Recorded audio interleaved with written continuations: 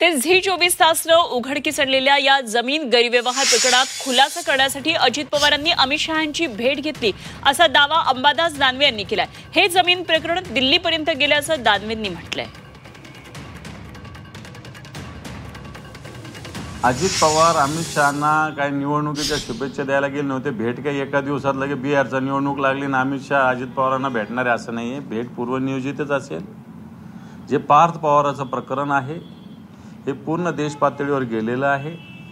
याच्या ज्या पद्धतीनं 1 रुपयाचाही व्यवहार न करता असं ते म्हणतात, सरकारची जमीन पार्थ पवारच्या कंपनीच्या नावावर करण्यात आली। मला वाटतं हे तर दिव्यच आहे। जमिनीचा व्यवहार केला जातो। मला सांगा, सरकारी जमिनीचं 5 रुपयाचं नुकसान केलं तरी गुन्हा दाखल होत असतो। 1800 कोटीची प्रॉपर्टी अजित पवारांच्या मुलाच्या कंपनीच्या नावावर होते आणि त्याला भारतीय जनता पार्टी फार गोष्टी करते साधन शुचितेची। हे भ्रष्टाचाराला प्रोत्साहन नाही तर काय? आणि म्हणून अजित पवार याच्याविषयीच खुलासा करायला गेले असतील। अजित पवार यांनी अमित शहांची भेट घेतली आहे। त्याचं कारण काय? त्याचं कारण तुम्ही माहिती काय असेल? काय कारण आहे? आधी 70,000चा होता, आता कितीचा आहे? किती तुम्हाला माहिती आहे?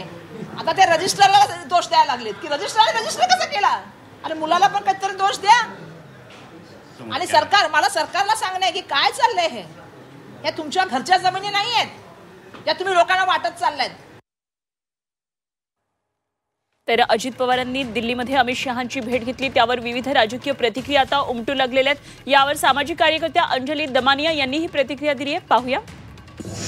पार्थ पवारांचं मुंढवा प्रकरण हे अतिशय गंभीर आहे आणि त्याची चौकशी आता पुढच्या आठवड्यापर्यंत सुरू होणार आहे आणि मी खरगे कमिटी पुढे सुद्धा मंगळवारपर्यंत डिपोज करणार आहे। याच्यातल्या ज्या सगळ्या फॅक्ट्स आहेत ते मी त्या कमिटी पुढे मांडणार आहे।